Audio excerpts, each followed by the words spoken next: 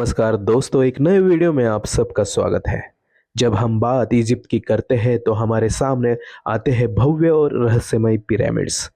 Pyramids के प्रति एक रहस्य थ्रिल बना रहता है।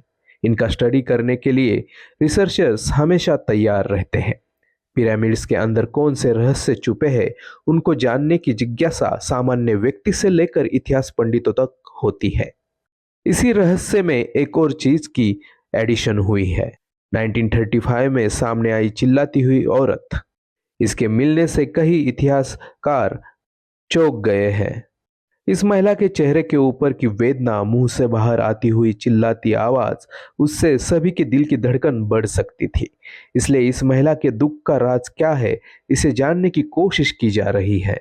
इस चिल्लाती हुई महिला की कब्र इजिप्ट के लक्सर के पास डेर एल बहारी में सेनमुत की कब्र के नजदीक मिली थी। बाद में उसे कायरो के इजिप्शियन म्यूजियम में लाया गया। हत्शेपसुन एक प्राचीन इजिप्ट की सबसे प्रभावशाली महिलाओं में से एक थी। इसलिए यह चीखती चिल्लाती मम्मी सेनमुत की रिलेटिव या उससे नजदीक का संबंध होने वाली व्यक्ति हो सकती है, ऐसा अभ्यासक मानते हैं। यह मम्मी पूरी तरह खुले मुंह के वजह से चिल्लाती हुई महिला लगती है। उसके चेहरे के एक्सप्रेशन चिल्लाते हुए एक्सप्रेशन जैसे होते हैं वैसे ही है। इस महिला की मृत्यु जहर की वजह से हुई होगी, ऐसा माना जा रहा है। दरअसल प्राचीन इजिप्ट में राजनीतिक दांवपेच के तौर पर जहर का इस्तेमाल एक आम चीज थी।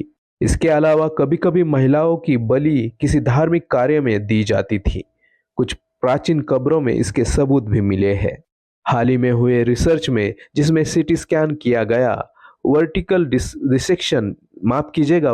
डिसेक्शन किया गया, उससे यह पता लगा कि उसे मरते समय बहुत ही पीड़ा हुई होगी, इसलिए उसके चेहरे की यह हालत हुई होगी।